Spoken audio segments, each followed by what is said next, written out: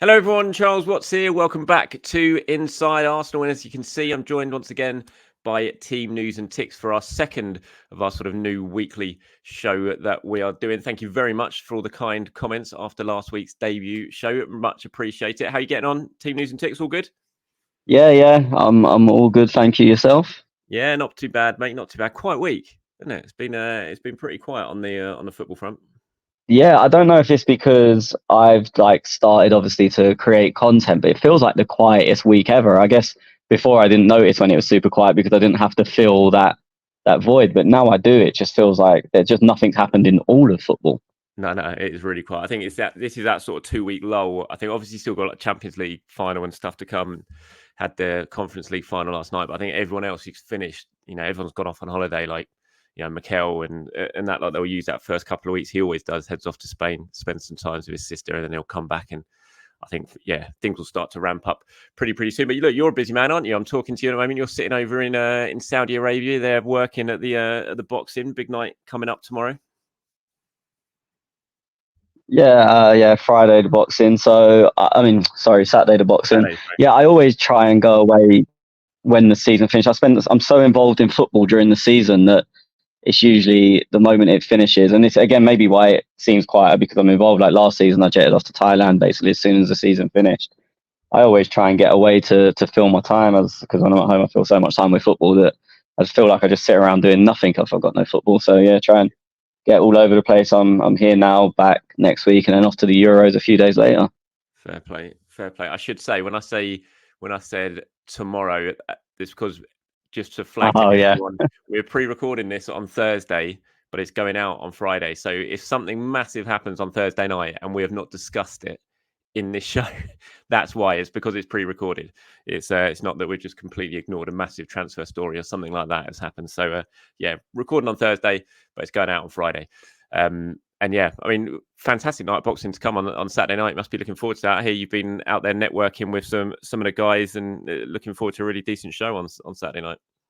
Yeah. I mean, obviously, a few of the boxers are Arsenal fans, and one of the promoters, famously Arsenal fan, Frank Warren's obviously got a box at Arsenal. So been speaking to them about football and whatnot, but hopefully trying to get some content from them for my Patreon, where just if it's like their Arsenal history, their connection to the club. It's a series I actually want to start, sort of like my Arsenal journey, and obviously I'll speak about mine, how I support the club, like how I came to support the club, favorite memories, stuff like that. But I also want to get famous or sort of known faces in doing it. I'm sure there'll be space for you at some point if you'd be willing to do it. But then also some of my subscribers, because I find stuff like that interesting. With me, it's obvious I was born 2 miles from the ground to a dad who went to every game for however many years. It's not really much of a story, but I'm fascinated by some people who's they're from Burkina Faso. There was no link, but it's a story of the heart rather than a story of logic.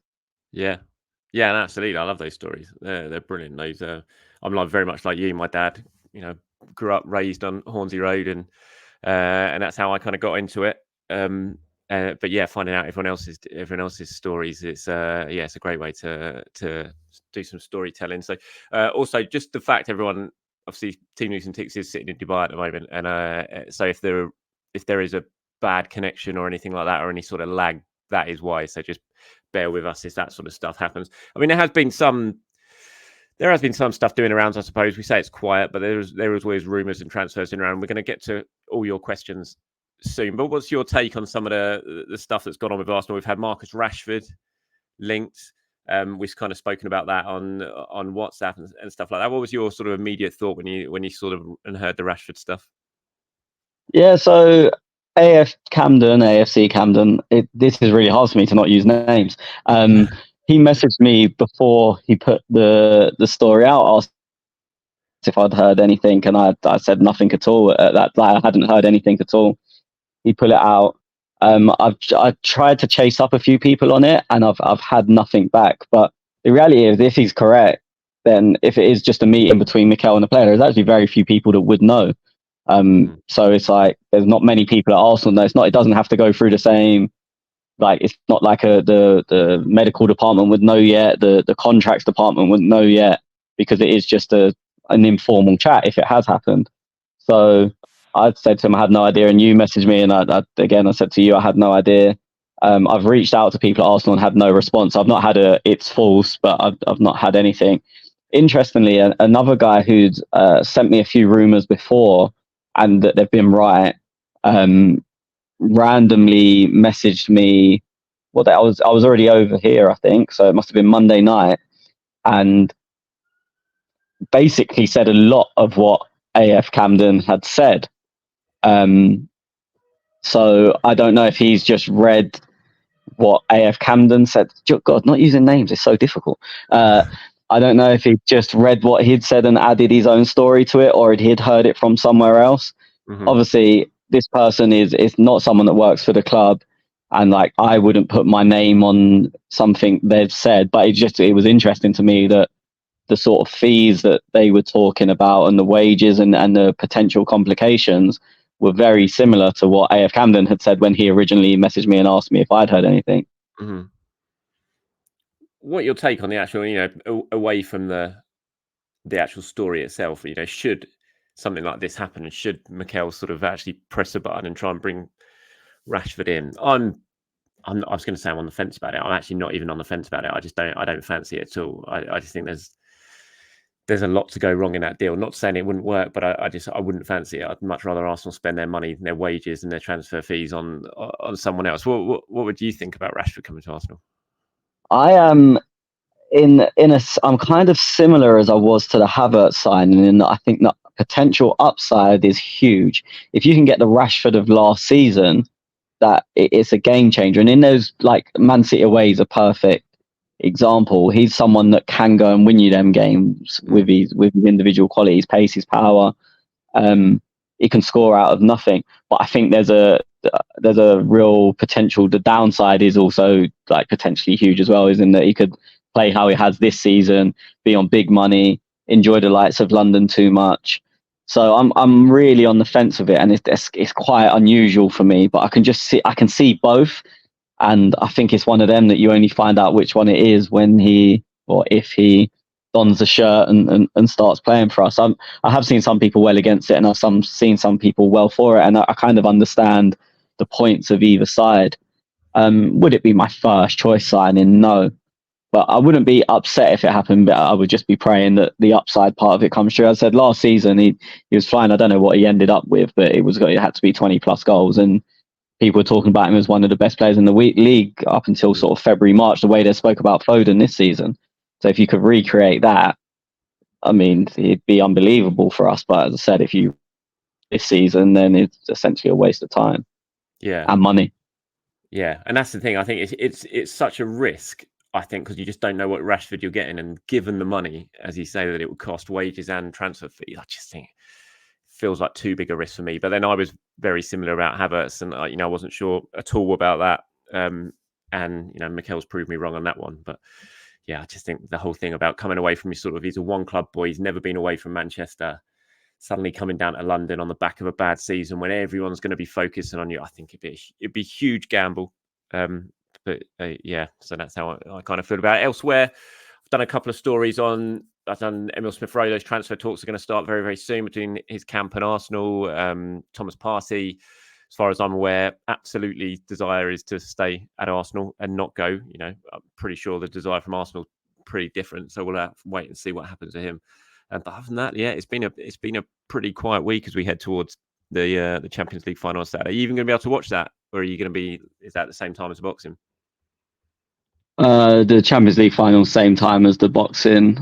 So I'll be at the boxing. To be honest, I'm not that fussed about it. Like I got offered the tickets and the passes to the boxes months ago, and the one condition was obviously that Arsenal weren't in the Champions League. And it literally, so the day after we went out at Bayern, I arranged all this. And I think Real Madrid will win it pretty comfortably. I hope they don't, but I think they will. And I'm not particularly fussed. I didn't watch it last year either. I was in Thailand last year. I wouldn't even bother turn my head to watch Man City in the Champions League final, to be honest. Yeah, it wasn't a great final either, that one. Yeah, like you, I think I'd be very surprised if Dortmund do it, but you never know. One of the big stories actually doing the rounds in the last sort of day or so to do with Arsenal that we'll talk about, and I think it's a good time to start with some questions here, is about Mikel Arteta. And John Cross and Sammy over at the Mail both reporting yesterday that he's in line to become, pretty much nearly at Pep Guardiola level of wages when he, I was going to say if he signs, but when he signs his new Arsenal contract, which I'm convinced he will sign. Talks to start really ramping up once he gets back in the next couple of weeks. There's a question here from Edwin. He says, I'm of the opinion tying down Mikel Arteta this summer is our most crucial business. With Pep's future in the air, I just can't imagine Man City swooping in and giving his former protege a bumper deal. Sorry, I can imagine. Arteta is the most crucial bit of what we are trying to build. Do you agree with that? And what your take on Mikel possibly getting up to, towards Pep's 20 million a year deal? I both agree and disagree. I do agree it's our most important piece of business.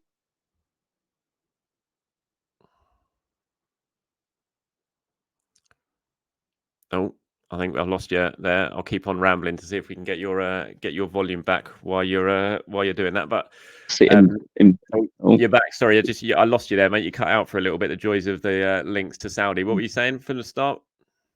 So yeah, I said I kind of agree and disagree. I think we would rate him as the best manager possible for us, and one of the top 5 in the world probably. So I do agree that it's our most important piece of business this year.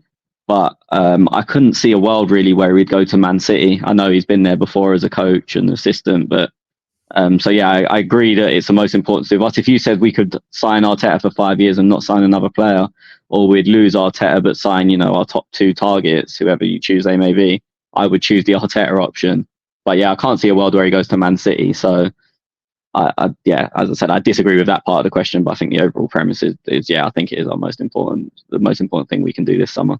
Yeah, I agree. There's no way he walks from Arsenal to Man City. Maybe down the line, if he goes abroad, has a couple of stints in clubs abroad, and then comes back and ends up at Man City in 10 years' time or something like that, I can maybe envisage something like that happening. But there's no way, in my mind, he replaces Pep in a year's time if he hasn't signed that new Arsenal deal. And I agree. I think he's such an important piece of he is the most important piece of the jigsaw at the moment in terms of what Arsenal are building, and losing him would be awful and undo so much of the good work that's gone on in the last few years. So yeah, I think he's worth every single penny, and I'm sure that will be done pretty soon. Right, you got some questions to dip into? Yeah. So I'm going to sort of, it is more transfer related than yours. Obviously, Edu done the interview the other day where he says he has a 180-page dossier on every player, and we know everything about them. And also, it seems that a lot of transfers are played out in public these days with agents, leaks, briefings, whatever term you want to use. Yeah. So the question I've been asked is what does it take for a transfer? And the example the questions use is like Fabio Vieira to take place, where it was sort of like, I think we just basically got told Arsenal have agreed a fee with Fabio Vieira. He's on the plane, and 2 hours later he was doing a medical seemingly. And the other example I always use of that was Matt Ryan. I genuinely woke up one day and I had notification saying we've signed Matt Ryan, and it was like there was no talk of it. There was nothing. It was just we'd signed him. And so yeah, the question is sort of how do they happen in this day and age? I don't really know how they happen because we don't hear of them, but they just obviously kept completely under wraps. I don't think it's probably a deliberate thing. I just think sometimes, or most of the time, these transfers, they do, like you say, leak out. You get briefings from either club. It will start to filter out, or if and journalists know the agent involved, the agent's very keen to get it out there that things are moving on. But there's just the odd transfer that happens when none of that sort of thing takes place. The Matt Ryan one, I absolutely remember.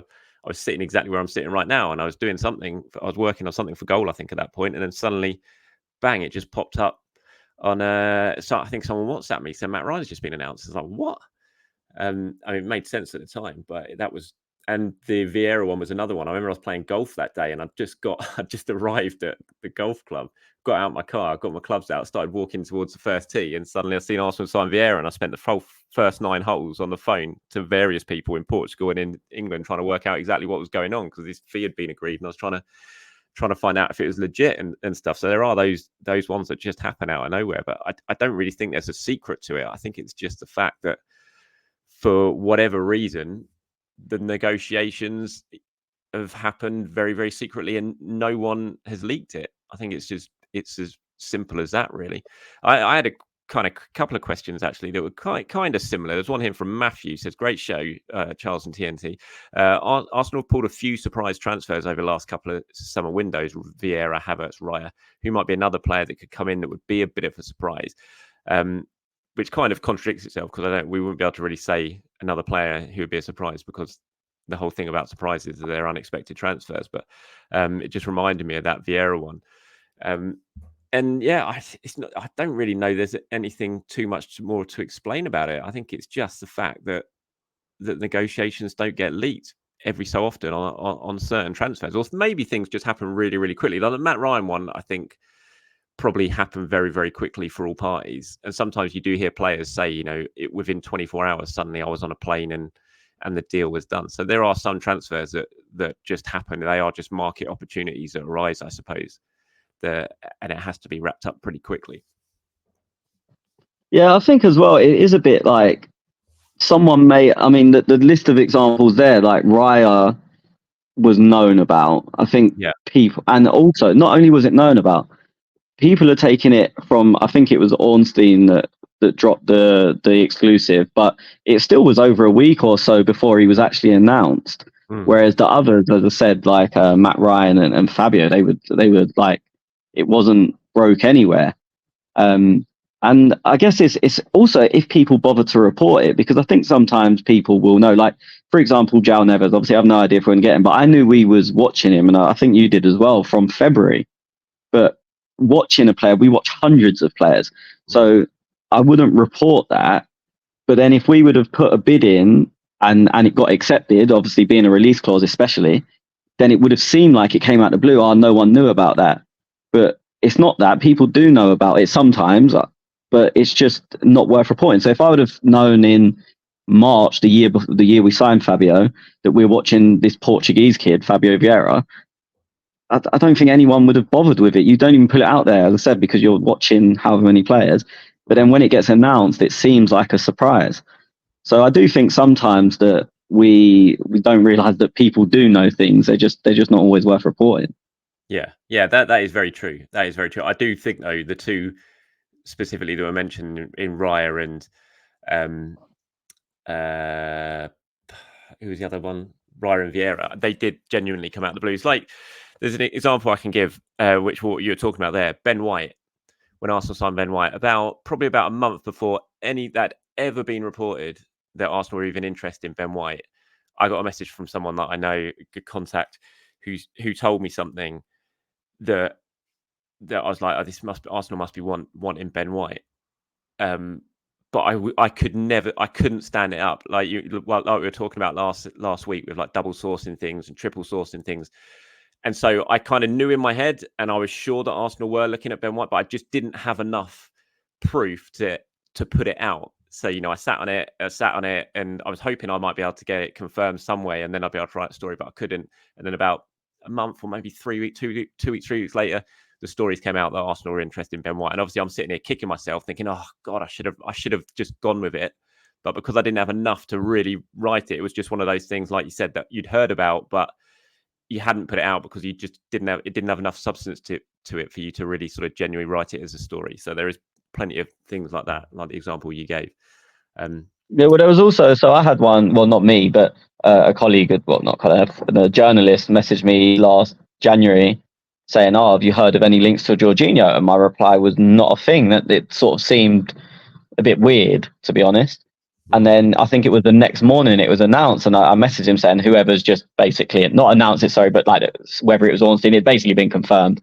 Like the guys have picked it up, and he was like, oh, he didn't run with it because the same as what you just said, he only had sort of one person, and he tried to see if I could back it up, and I couldn't. And again, it seems like, oh, that came out of the blue sort of thing, but people do know. It's just if they've got the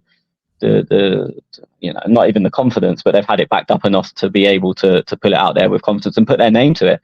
That's what I think. Sometimes anonymous accounts are so easy, and I include myself in that, because I can put something out there. If it doesn't happen, that I've never just made something up, but if it doesn't happen, it's like no one's going. My credibility is not really at risk in terms of me as the human I am. My Twitter account is at risk. Whereas with you, it's potentially a career. It's your name. It's so many things. Yeah, and that, as I was saying, that in terms of Vieira and Ryan, anyone that I spoke to, any other journalist, no one knew that was coming. Really, that was coming, and there's so many examples of what I just gave about Ben White, about other reporters who have had a name, had a story, haven't run with it, and then suddenly, it will get run by someone else, and then I'll have a conversation with them, and they'll just be like, "Oh, I should have run it. I had that a while ago. I just didn't. I wasn't confident enough. I didn't run it." And you just kick, and they're kicking themselves. But those two, Vieira and Ryan, absolutely. I had never had any conversation with anyone who had a clue that they were happening. They were genuinely just out of the blue. I knew about Raya about a week before, Not but Raya, that was sorry. because with Ryan, what's his name? Matt Ryan. Vieira, I meant. Yeah, Vieira and Ryan, Yeah. not Ryan. Oh yeah. It's funny because actually a journalist, when we signed Fabio, or when it broke, messaged me, who is Vieira, and I didn't know about it that much that I thought they was having a mental breakdown. I was like, he was our captain for however many. What do you mean, who's Vieira? And they were like, no, Fabio. And I literally had to Google it before I could give them an answer. Yeah, that's like I said. I was on a golf course, like frantically trying to play the first 9 holes of golf, ringing around trying to find out who this guy was. I just genuinely had no idea. It caught me so off guard. And then you got your news desk messaging you saying, Arsenal signing this guy. Who is he? Why don't we know about it? And it's like, because I'd never heard it. Sorry, can't get everything. There's another question here from Patrick, who's kind of on this. He says, with all the extensive planning that the club Arteta do for transfer targets, what is the process like when a market opportunity comes up, i.e. a player unexpectedly becomes available for an affordable price? How quickly do the club react in these situations, and how do they decide if they should take a risk on the player? Was Kai Havertz an example of this last season? And it's true, like market opportunities do suddenly arise that change the club's thinking. There will be a lot of planning. I use Jakub Kiwior as a really great example of this last January. Arsenal had done a fair bit of scouting on Jakub Kiwior and they really, really liked him. But the plan wasn't to sign him in January, and then suddenly the opportunity just arose to get him earlier than they originally planned. And they thought, you know what, sod it, we've got the money, we can do this. We're going to bring him in 6 months ahead of schedule. He can use that 6 months to kind of bed in, and then he'll be ready, more ready for the start of the new season. So those sort of market opportunities definitely do arise, and it does change the club's thinking, despite all the planning that does go into pretty much all the normal transfers. Yeah, the only thing I actually wanted to say on this is people seem to think that a market opportunity is someone that basically the club's never not never heard of, but never scouted, never shown an interest in, and then they heard that, oh, he's available for 10 million, let's do it. And I said this on my Patreon yesterday in the story I done about Nana, the Everton player. There is not a player the club do not know about. So it's not like, using Kiro as a perfect example, it's not like they'd never heard of him and then they found out he's available for a price that fits and they go and do it. All market opportunity is 99% of the time a player they're looking at anyway, as you just said, but the price is too good to turn down, or he's available at a time now where you think he might not be, or there'll be rivals for his signature in that 6 months time. But yeah, it really isn't, and as I said, some people do seem to think it is. It really isn't like a complete unknown. So I had a question last week and I meant to bring it up, but I didn't, where someone asked, like, are you or me in a position to be able to recommend players to the club? And I mean, one, I'm not. I don't know about you, but I assume you're not. But two, there is not a single thing I could know about a player unless knowing them personally, it's something that's not related to football at all. That I know about a player that the club wouldn't, with the amount of data, the amount of work they put in. They've got dossiers on absolutely everyone. Yeah, I'd be very, very worried if Arsenal were relying on me for recommendations for footballers. Yeah, I mean, things like you said, market opportunities arise because one club who can be absolutely firmly against selling a player, suddenly a player becomes available to them, and they think, oh, we can do this, but we're going to have to suddenly sell this. Actually allow this player to go, and then they'll put the feelers out. Agents will suddenly message clubs saying, look, this guy's available now. He wasn't, but he is now available. Do you want to do it? And the club will just take advantage of that market situation. So, yeah, like you said, it's not to do with random unknowns suddenly popping up and clubs signing them off the back of one training video or one scouting video or something like that. It's very much different to that. Right, what about you? You got one? Yeah. sort of a bit of a different type. It is sort of inside knowledge, but how early, or did you have any indication that Ramsdale was going to be phased out and Raya made our number one? Because from what I can remember, no one reported it basically until it happened, in terms of the Raya now being number one. I remember it was after the international break and was playing Tottenham, and suddenly Raya was in goal. But I can't think of anyone saying, like, in the international break prior to that, oh, when he comes back, he's now going to be sitting on the bench. Was there any indication of that? Sorry, say that one again. Are you talking about the actual transfer or the fact that Raya was No, suddenly no. going to... There was the fact that he was now number one. No, I wasn't sure. Sammy, brilliant reporter, Sammy Motbell reported, I think, just going into that international break, that there was a chance that Arteta was going to turn to Raya. He was the first person I saw report it. And when Sammy reports something, it's genuinely right. It's a fantastic reporter.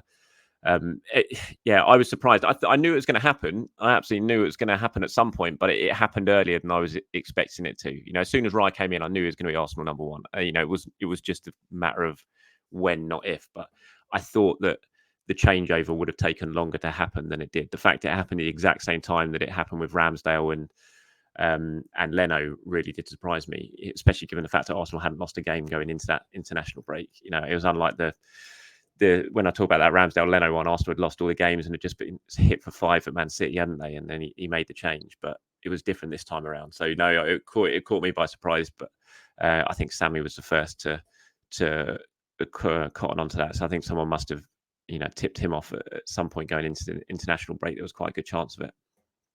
Yeah, similar to what you've just said. I didn't know, but I thought maybe differently to you. I thought it could happen because of the way he done it before with Leno, that he went into that international break and then came back. But as you said, there was sort of more of a calling for a change. Whereas this time, I don't think anyone really wanted to change. No fans were calling for it. As you said, the results hadn't been horrendous. We had drawn against Fulham, but the results weren't terrible. Mm-hmm. But I wondered. I can't say I would have predicted. I can't say I would have put money on it. But I did wonder: is he going to use this international break the way he did before? But yeah, it's weird how sometimes, and as you said, this Sammy reported it. It's weird how some things come out super early, and then other things they just sort of happen. Mm-hmm. Yeah, absolutely. Just talking about Ramsdale, actually, got a question here from the Pundit 99. Says, on Ramsdale, don't you think it'd be better to accept a loan deal with no buy option, which will up his value? That if we don't get a fee of above 35 million for him, what's your take? So I was thinking about this, and I don't think, and it wouldn't surprise me if he ends up going on loan, by the way, but I don't think it would really make too much of a difference, because he's still going to come back. I don't think him suddenly playing all season for someone will raise his value too much, because everyone knows how good Ramsdale is. I think the fact that clubs are trying to get him on the cheap is because of the situation he's in at Arsenal. And so I don't think a good loan spell somewhere else will really change that too much, because he'll still come back and then be in the exact same situation at Arsenal, but with a year less left on his contract. So I'm not sure it will really do anything to his value going out on loan and having a good season, playing week in, week out somewhere. Do you? I think just possibly him being in the spotlight and people seeing him week in, week out. So, like, we all know how good he is and how good he can be, but if you're seeing it week in, week out, it probably adds a little bit. With me, it's more to do with the fee. I think if people are only offering us 15, 20 million, then I would 100% rather loan him out, just purely because that I think that fee is disrespectful. I think we kind of mentioned that last week. He needs games, so he has to go and get them. But if the only offers on the table is 20 million, I would 100% be loaning him out rather than selling him for that figure, if it was my choice. I'd be keeping him. I wouldn't even send him out, I don't think. If that's all the people are offering, I'd just keep him. And I know he probably is going to be mightily pissed off at that.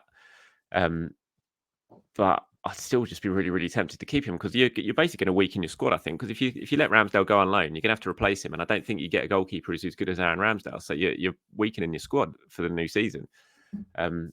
So yeah, I think I'd keep him rather than loan him out. Do you think they'll get more than 15, 20 million bids this summer? I mean, the thing is, I think teams feel like they've got us over a barrel, so to speak, and they're going to keep over. And you kind of hope it gets nearer to the season starting and the team gets a bit more desperate for someone. I mean, I personally can't even believe offers are starting that low. It seems ludicrous. I mean, we can't lose money on him. Surely he came to us as a keeper that was sort of been relegated twice, no real known pedigree really. And again, no one was calling. I actually remember massive disappointment when we were linked with him. Fans were Yeah, furious. yeah, So like the way we've turned the perception of Aaron Ramsdale around, to be losing money on him would be lunacy. yeah. That's exactly what I think. I think it sent out a terrible message. I mean, Arsenal already known as bad sellers, but you said you agree to a deal for sort of 15, 20 million on Ramsdale. I think it sets out such a dangerous precedent for any other bids that are going to come in again this summer. I'm like you. The thought of losing money on Ramsdale is just staggering, really, given the keeper he's turned into since he's arrived. And yeah, I just think it'd be absolute madness. It really, really would. Someone sent in a good question actually to one of my usual shows during the week.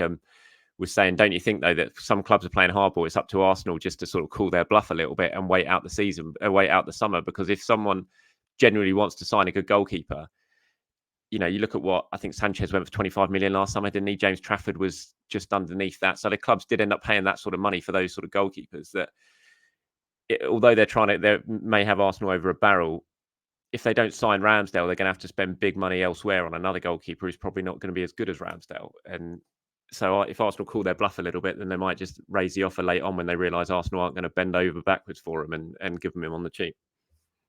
Yeah, this is kind of what I was getting at when I was saying I was hold on. I ultimately would let him go, as I said, on loan if the funds that we want aren't brought up. But I would hold on as long as possible to show you're not just going to give him away at first opportunity.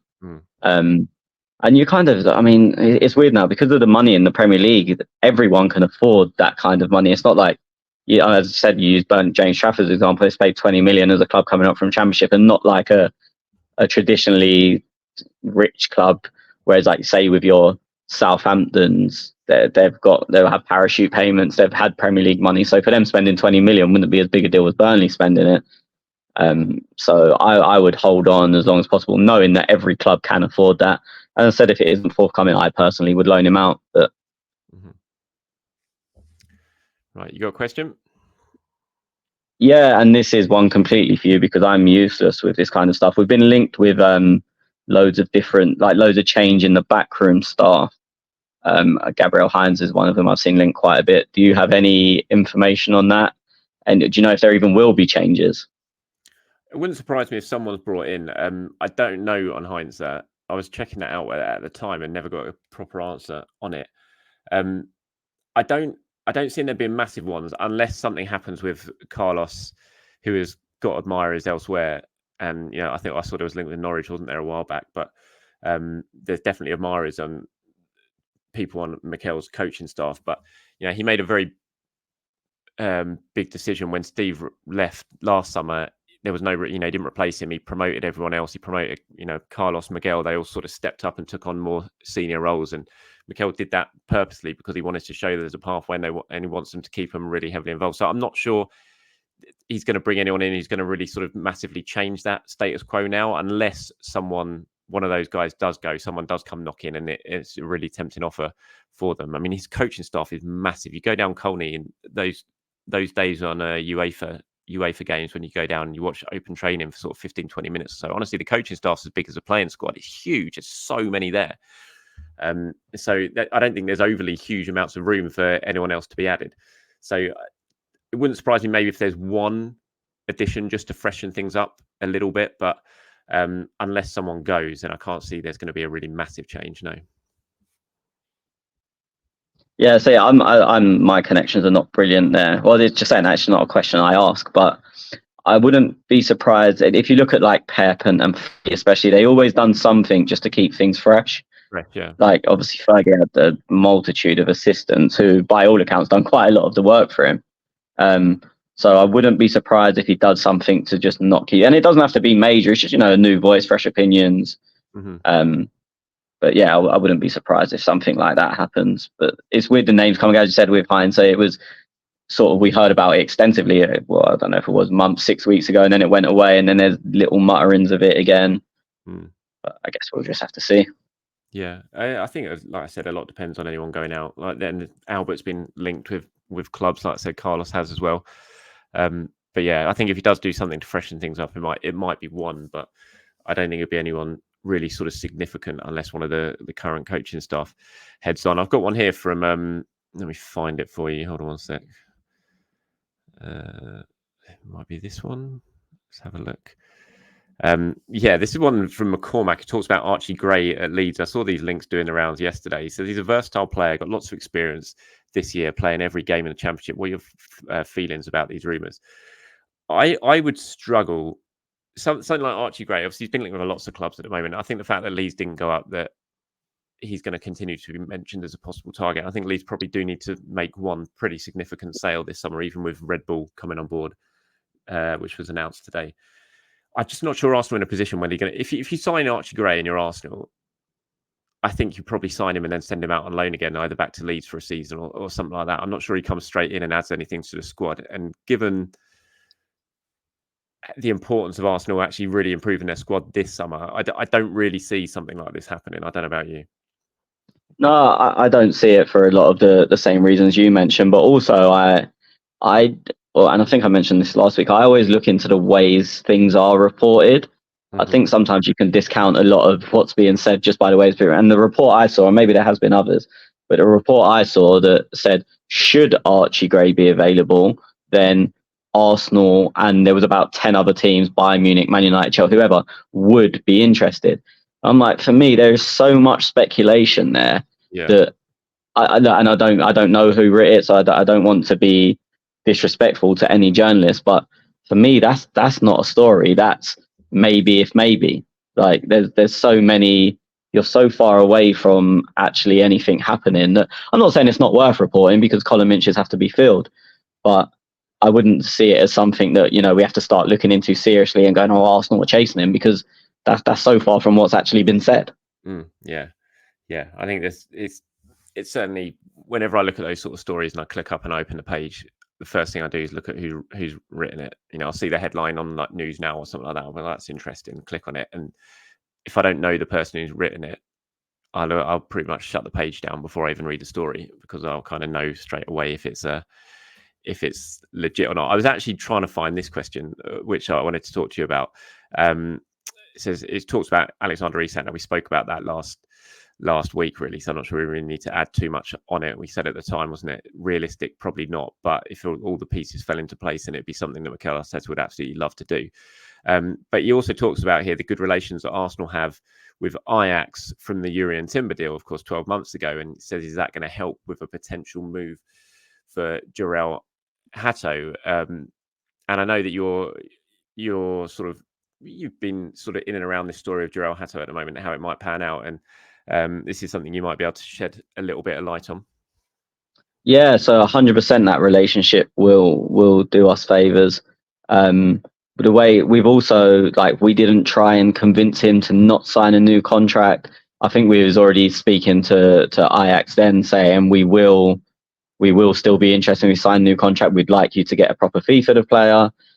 So it's been all friendly throughout. I mean, in a lot of situations like this, the club would be getting into Hato's ear or his agency saying, don't sign a new contract. We'll give you the whatever wages you're going to be on. We'll be paying you more. So yes, you're going to have 4 or 5 months of worse wages, but you'll more than make up for that in just a signing bonus. That's usually how things go down. But from this, by all accounts, from everything I've been told, it's not gone down like that at all. So I think the relationship really could help us. I mean, even last summer, we were talking to them about Kudus. We just basically didn't have the funds, or we didn't have the wiggle room with PSR, FFP, whatever system it was. And there was the reason it took so long for him to go anywhere was partly a bit of him wanting to see if he could obviously get a better move, but also they were willing to hold on to see if we could make it happen because of the relationship we had with them. So a relationship does go a long way in football, and I think that the relationship with Ajax definitely could help us with that deal.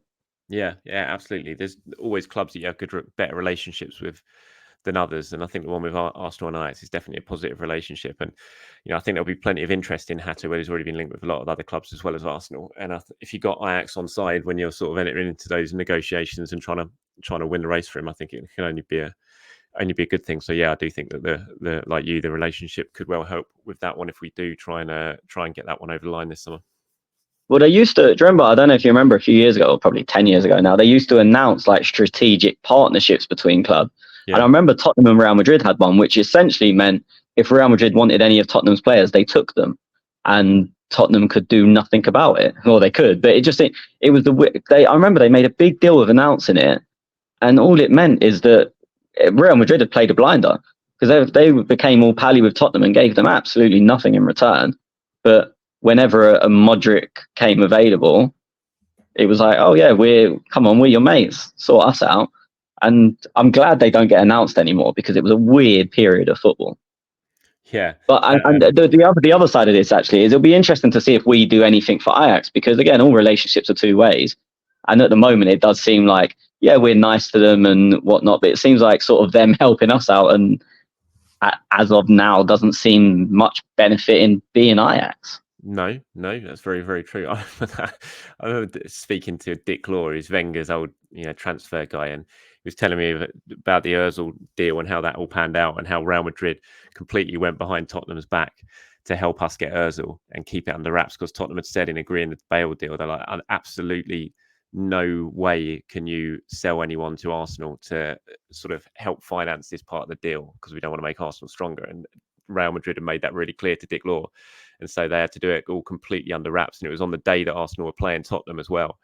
And Dick Law had been over in Real Madrid to try and sign Ozil. And then he flew back deliberately for the derby to be in the exec box for the derby, because they didn't want Tottenham to get wind on the fact that he wasn't there and start getting nervy, that it would meant that they were trying to get Ozil, or it could have been Higuain and Benzema at the time as well, but it ended up being Ozil.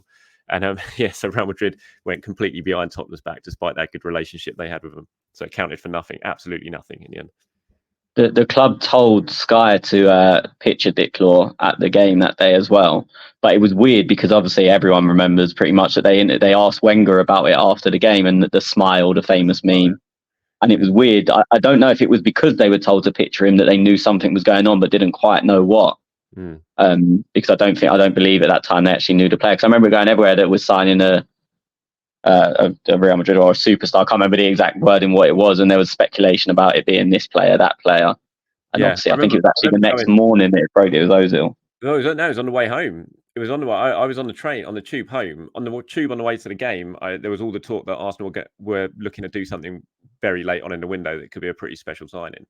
And then they asked Wenger that afterwards, and Wenger did that. Oh, we might have a little surprise for you, and did the smile and everything like that. But then definitely on the tube on the way home, because that was a Sunday, we signed him on the Monday, and on the tube on the way home, was it Sunday or was it a Saturday game? No, it was a Sunday. It was a Sunday.